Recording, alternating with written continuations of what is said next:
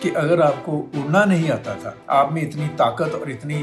Capacity نہیں تھی، تو پھر آپ نے یہ پنگا کیوں لیا؟ انڈیا کے کہنے پر ہمارے اس دوست ملک نے ہر جگہ پر پنگے بازی، ایران کے خلاف ساری جو پلاننگ اور منصوبہ بندی تھی یو ایس اے کی اور اسرائیل کی، اس کا حصہ بنا یو اے ای، اپنا گھر دیا، اپنے اڈے دیے، اور جب جواب میں ایران جو تھا اس نے پھر حملے کیے، اور اس نے اپنے ان دوستوں کی طرف دیکھا، انڈیا کی طرف، امریکہ کی طرف اور اسرائیل کی طرف، ان کا جواب وہ طوطے اور باز والے تھے، جن کا نتیجہ ہولناک آپ کہہ لیں کہ ریزلٹس کی شکل میں سامنے آ رہے ہیں۔ السلام علیکم ویورز،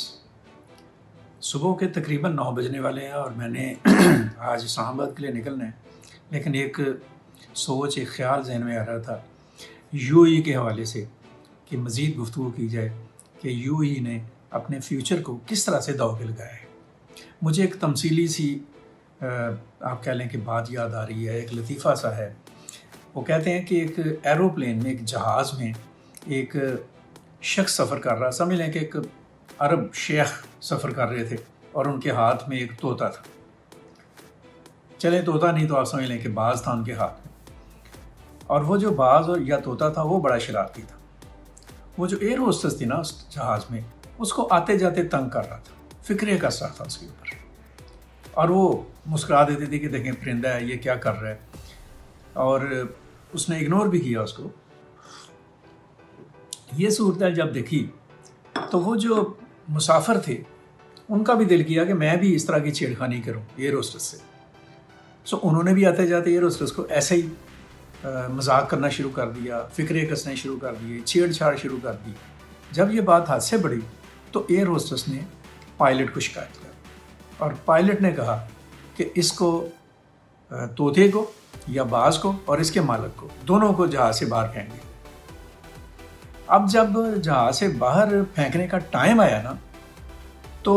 اس باز نے یا طوطے نے اپنے مالک سے پوچھا کہ بھائی آپ کو اڑنا آتا ہے؟ اس نے کہا نہیں مجھے اڑنا تو نہیں آتا۔ تو اس نے کہا پھر پنگے کس لیے لے رہے تھے؟ یہ بات آپ ذرا سوچیں، بالکل یو ای کے ساتھ ایسا ہی ہوا ہے۔ امریکہ، اسرائیل اور انڈیا کے کہنے پر یو ای نے ایسے اقدامات کیے، ایسے فیصلے کیے اور ایسے جسے کہہ لیں کہ پالیسیز اور ترجیحات اختیار کی، جن کا نتیجہ ہولناک آپ کہہ لیں کہ ریزلٹس کی شکل میں سامنے آ رہا ہے۔ اور یہ تینوں ملک، امریکہ اور اسرائیل اور انڈیا، یہ آپ یقینی طور پر یہی کہہ رہے ہوں گے MBZ سے کہ اگر آپ کو اڑنا نہیں آتا تھا، آپ میں اتنی طاقت اور اتنی کیپیسٹی نہیں تھی، تو پھر آپ نے یہ پنگا کیوں لیا؟ امریکہ کے کہنے پر، اسرائیل کے کہنے پر، انڈیا کے کہنے پر بظاہر یو اے ای کو I2 اور U2 کا گروپ کا ممبر بنایا گیا۔ I2 مطلب کہ اسرائیل اور انڈیا، اور U2 مطلب کہ UAE اینڈ USA، اتنا بڑا گروپ۔ اس گروپ میں شامل ہونے کے بعد I think so کہ امارات نے یہ سمجھا کہ وہ شاید اب دنیا کو بس ایسی تیسی کر دے گا اور وہ جو چاہے گا کرے گا۔